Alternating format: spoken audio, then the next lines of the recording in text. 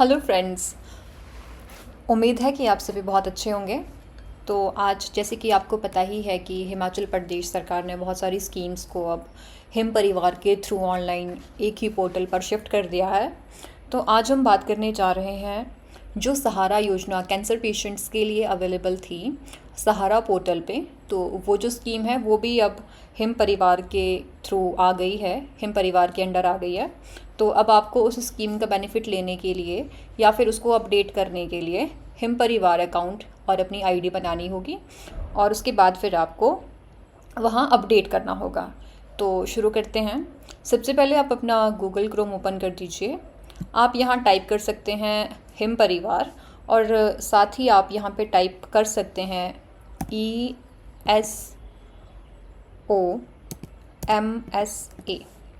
HP। जैसे आप देख रहे हैं ड्रॉप डाउन में खुद से ही आ गया है, तो हम ये सिलेक्ट कर लेंगे।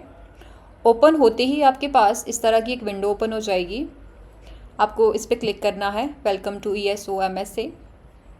ओपन करते ही आपके पास कुछ इस तरह का पेज ओपन हो जाएगा। यहाँ आपको लिखा है latest government schemes are waiting for you. यहाँ पे अप्लाई का बटन है, तो अप्लाई हियर करेंगे। यहाँ पे लॉगिन की ऑप्शन है, डिपार्टमेंट लॉगिन और सिटीज़न लॉगिन। आपको सिटीज़न लॉगिन पे टैप करना है। अब जैसे कि आप देख सकते हैं ये आपको यहाँ से हिम एक्सेस यानी कि जो आपकी हिम परिवार आईडी बनी हुई है ये आपको वहाँ डायरेक्ट कर रहा है। तो अब आप क्या कर सकते हैं कि अगर आपका अकाउंट बना हुआ है हिम परिवार पे तो आप लॉगिन कर सकते हैं। अगर नहीं बना है तो आप न्यू यूज़र पे साइन इन करके आप नया अकाउंट बना सकते हैं। अभी जैसे कि मेरे पास अकाउंट एक ऑलरेडी बना हुआ है तो मैं वो यहाँ डाल रही हूँ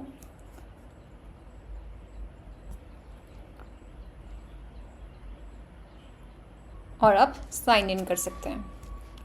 चाहो तो आप सेव कर सकते हो, अदरवाइज़ आप एग्ज़िट कर सकते हो। सो जैसे आप देख रहे हैं कि इस तरह का एक नया पेज ओपन हो गया है।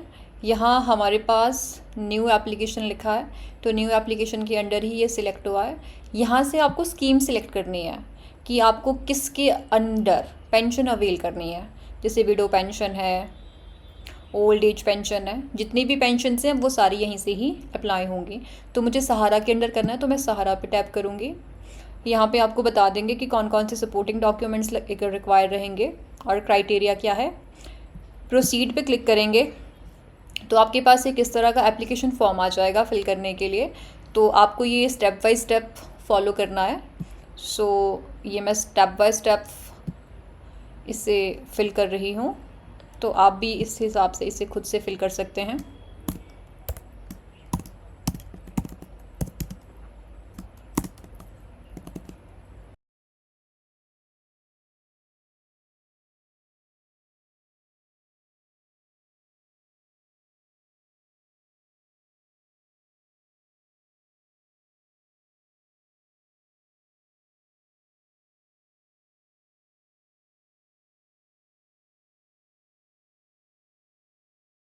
आपको तो ड्रॉप डाउन से सिलेक्ट होगी date of birth.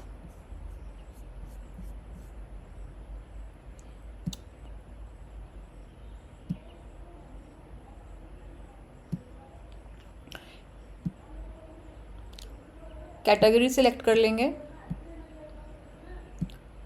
Occupation, literate कितने हैं आप सिलेक्ट कर लेंगे। रेजिडेंशियल एड्रेस आपको टिक करना है रूरल या अर्बन, तो आप रूरल करेंगे क्योंकि मैं रूरल के लिए कर रही हूँ अप्लाई। आपका आप डिस्ट्रिक्ट सिलेक्ट कर लेंगे, तहसील, पंचायत,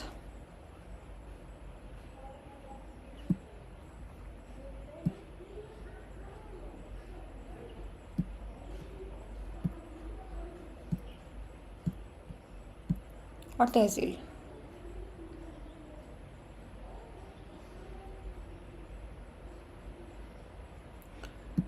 यहाँ आपको टिक करना है कि आपके जो पेशेंट हैं वो किस डिज़ीज़ से सफ़र कर रहे हैं। तो ये आप पढ़ सकते हैं। यहाँ से आपको कोई सी एक डिज़ीज़ सिलेक्ट करनी है जिसके अंडर आप पेंशन अवेल करना चाहते हैं और यहाँ पे आपको नो कर देना है कि या ये वाला जो येस और नो का कॉलम है ये है कि क्या आपकी जो प्रीवियस मतलब क्या आपकी जो पर्सन है जिसके लिए आप अप्लाई कर रहे हैं क्या वो बीपीएल वाली कैटेगरी से बिलोंग करते हैं या नहीं। अगर करते हैं तो आप यस कर सकते हैं। साथ ही ये आपको पूछ रहा है कि क्या वो किसी प्रीवियस पेंशन में एनरोल्ड हैं, तो अगर नहीं है तो आप नो कर सकते हैं तो आप यस करेंगे।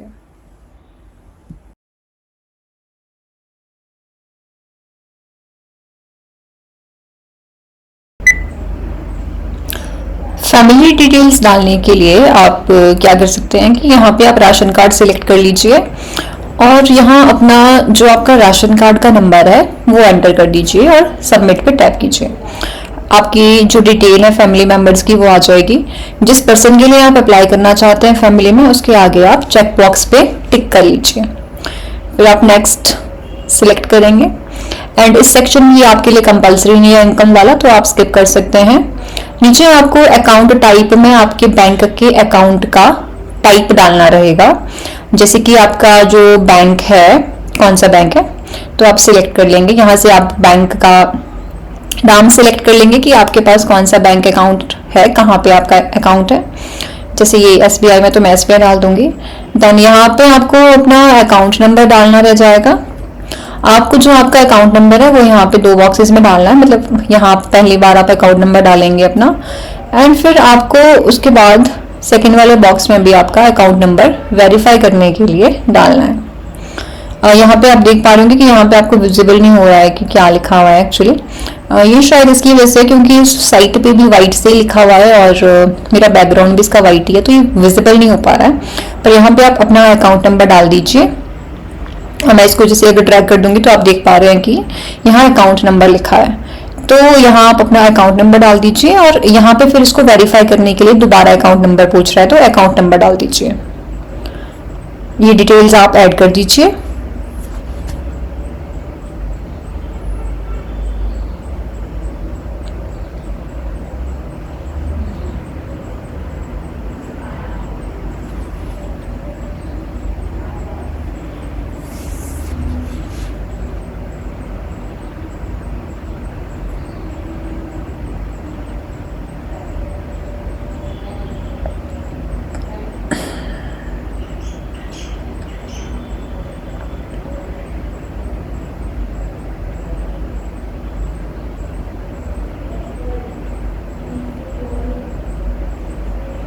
अकाउंट नंबर वेरीफाई करने के बाद आपको नेक्स्ट बॉक्स में आईएफएससी कोड डालना है आपके बैंक की ब्रांच का।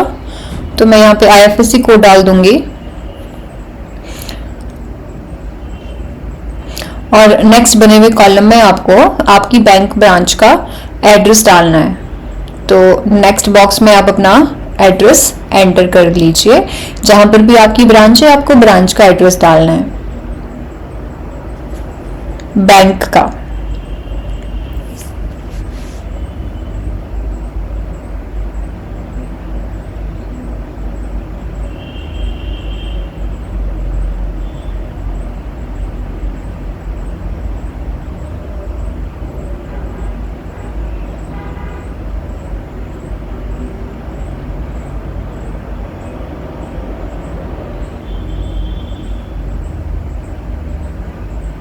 सबमिट करने के बाद आपके पास जो नेक्स्ट पेज आएगा वो कुछ इस तरह से है, जहाँ पे आपको आपके डॉक्यूमेंट्स अपलोड करने रहेंगे। तो यहाँ पे आप देख सकते हैं कि आपको जो सबसे पहला डॉक्यूमेंट अपलोड करना है वो है आपका बोनाफाइड सर्टिफिकेट। तो आप सबसे पहले अपना बोनाफाइड अपलोड कर दीजिए। इसमें कुछ सर्टिफिकेट्स हैं जो आपकी ऑलरेडी वेरीफाई हो जाएंगे, जैसे आपका आधार कार्ड है और आधार कार्ड के साथ एक आपका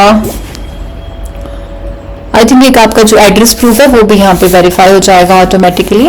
तो आप स्टेप बाय स्टेप ये जो सारे यहाँ पे मेंशन्ड हैं डॉक्यूमेंट्स वो अपलोड कर दीजिए।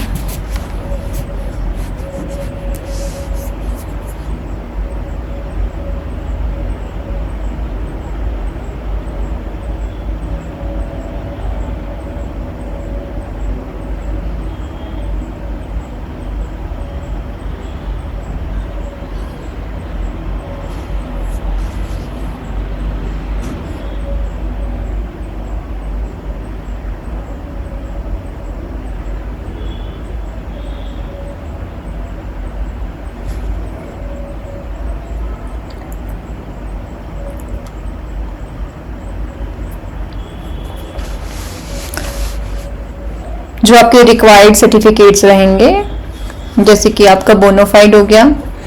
बोनोफाइड के साथ आपको फिर एक आपका बैंक अकाउंट का फर्स्ट पेज वो अपलोड करना है।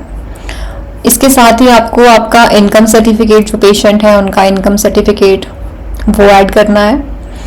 इनकम सर्टिफिकेट ऐड हो जाएगा। इसी के साथ आपको एक और सर्टिफिकेट डालना है जो आपका एज अ एज होगा, मतलब proof of age, kind of your, जो आपका मैट्रिकुलेशन का 10th का सर्टिफिकेट आता है, तो आप 10th का सर्टिफिकेट भी यूज़ कर सकते हैं। अगर आपके पास 10th सर्टिफिकेट नहीं है तो आप आपकी पंचायत घर से जाके एक आयु प्रमाण पत्र इशू करवा सकते हैं। तो आपको एक एज अ एज प्रूफ आपको वो डालना रहेगा। इसके साथ आपको एक और डॉक्यूमेंट अपलोड करना है जो कि है आपकी मेडिकल हिस्ट्री। ये वही डॉक्यूमेंट है जो हर एक पेशेंट को, फिर चाहे वो मतलब जिस भी वो डिजीज से सफ़र कर रहा है और पेंशन के लिए एलिजिबल है, उस पर्सन की जो मेडिकल हिस्ट्री है ये आपको आपके हॉस्पिटल से प्रोवाइड हो जाती है। तो आपको वो जो एक सर्टिफिकेट बनता है मेडिकल हिस्ट्री जिसमें लिखी होती है आपकी पूरी डिजीज़ की जानकारी उसमें होती है, तो आपको एक वो सर्टिफिकेट बना के इसमें यहाँ पे अपलोड करवाना है। तो आपको ये सारे फॉर्म, जितने भी मैंने डॉक्यूमेंट्स बताए, ये सारे जो डॉक्यूमेंट्स हैं वो PDF फॉर्मेट में ही यहाँ पे ऐड होंगे। तो आप इन सब को पहले PDF फॉर्मेट में बना दीजिएगा और फिर उसके बाद यहाँ पे बारी बारी से अपलोड कर दीजिए।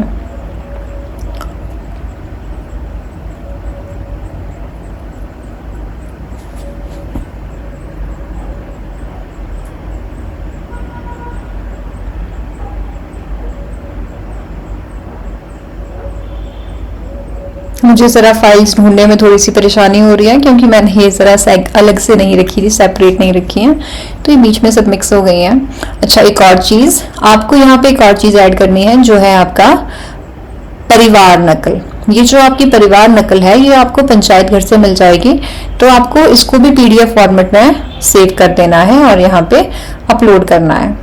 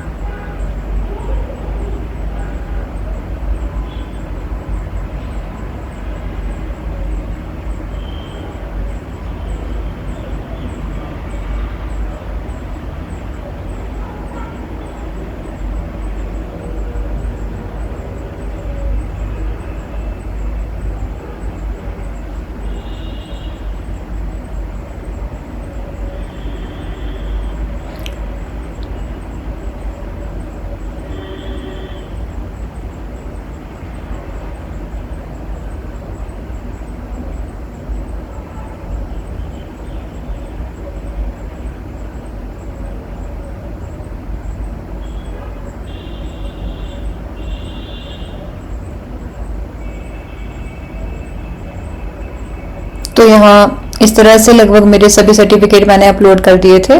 तो ये आप इसकी जो अपलोडेड फाइल्स हैं एक बार आप ये चेक भी कर सकते हैं। यहाँ आप देख सकते हैं कि ब्लू कलर का लिंक आ रहा है साइड में, तो यहाँ से आप एक बार क्रॉस चेक करने के लिए ओपन करके देख सकते हैं कि क्या सही फाइल अपलोड हुई है या नहीं हुई है। ये जाने के बाद आप सबमिट पे टैप कर देंगे। सबमिट हो जाने के बाद आपको डिक्लेरेशन आएगा साइन करने के लिए। तो ये डिक्लेरेशन साइन करने के लिए आपको यहाँ पे टिक क्या करना है कि इसको एक बार पढ़ लेना है, ठीक है। अगर आप डार्क बैकग्राउंड में देख रहे हैं तो आपके पास ये वैसे ही विजिबल होगा, लेकिन अगर आपके पास भी सेम यही वाला इशू आ रहा है जो आप मेरी स्क्रीन पे देख पा रहे हैं, तो आप क्या कर सकते हैं, बैकग्राउंड चेंज हो रहा है आपका तो आप बैकग्राउंड चेंज कर दीजिए। अगर नहीं हो रहा है तो क्या करिए, इसको ड्रैग कर दीजिए। जैसे यहाँ पे चेक बॉक्स बना हुआ है आगे, तो मुझे इस चेक बॉक्स पे टिक करना होगा ये डिक्लेरेशन पढ़ने के बाद। तो मैं क्या करूंगी कि इस डिक्लेरेशन को यहाँ पे ड्रैग कर लूंगी। अगर मैं इसको ड्रैग करूंगी तो फिर मेरे पास ये विजिबल हो जाएगा, फिर मैं इसको एक बार पढ़ सकती हूँ। एज सच इसमें कुछ नहीं लिखा है, इसमें ये लिखा हुआ है कि जो भी आपने इन्फॉर्मेशन ऊपर डाली है वो सही है। तो आप ड्रैग कर लीजिए, आप एक बार पढ़ सकते हैं और आप क्लेम करते हैं कि आप सहारा के अंडर पेंशन के लिए एलिजिबल हैं। तो चेक बॉक्स को डिक्लेरेशन को आप एक बार पढ़ लीजिए और इस चेक बॉक्स को टिक कर दीजिए एंड इसको सबमिट कर दीजिए। जैसे ही आप सबमिट पे टिक करेंगे वैसे ही आपका ये पूरा फॉर्म फिल हो जाएगा और फिल होकर ये सबमिट हो जाएगा। आप देख पा रहे हैं कि यहाँ पे अभी जो इसका करंट स्टेटस है वो मुझे ये पेंडिंग शो करवा रहा है, ग्रीन पेन से जो लिखा आ रहा है, ये जो ग्रीन वाला इंक है ये पेंडिंग इसलिए दिखा रहा है क्योंकि अभी ये मैंने यहाँ से फॉर्म फिल कर दिया हुआ है। अब ये जो फॉर्म मैंने फिल किया है ये जाएगा जिसके पास भी जाएगा अप्रूव होने। तो जब जब जैसे जैसे ये अप्रूव होगा, अगर ये अप्रूव होगा तो यहाँ पे मुझे लिखा है अप्रूव। अगर इसमें कोई मिस्टेक होगी तो ये मुझे रिवर्ट हो जाएगा वापस और यहाँ पे मेंशन, यहाँ पे लिखा आएगा कि ये वापस मतलब क्यों आया है और यहाँ पे रीज़न भी लिखा होगा। तो यहाँ से आप इस तरह से स्टेप बाय स्टेप ये सहारा योजना के लिए अगर आप अप्लाई करना चाहते हैं तो आप इस तरह से स्टेप बाय स्टेप ये फॉलो करके आप अप्लाई कर सकते हैं। अगर आप चाहते हैं कि मैं आपके लिए किसी दूसरी स्कीम पे वीडियो बनाऊं तो आप प्लीज़ मुझे कमेंट सेक्शन में बता दीजिएगा और इसी तरह की वीडियोस देखने के लिए आप चैनल को सब्सक्राइब कर सकते हैं। Thank you so much, thanks for watching. अगर आपको किसी भी तरह की कोई परेशानी हो रही है ये फॉर्म फिल करने के लिए तो आप मुझे नीचे लिखे हुए व्हाट्सएप नंबर पे कॉल या मैसेज कर सकते हैं। और अगर आप चाहते हैं कि आपका फॉर्म मैं घर बैठे फिल कर दूं तब भी आप मुझे सेम नंबर पे कॉल या मैसेज कर सकते हैं। मैं आपको लिस्ट प्रोवाइड कर रही हूँ कि कौन कौन सी पेंशन इस तरह से फिल होंगी या अपडेट होंगी। तो आप हो सके तो ज़्यादा से ज़्यादा इस वीडियो को शेयर कीजिए ताकि ज़्यादा से ज़्यादा लोग इस जानकारी का लाभ उठा सकें।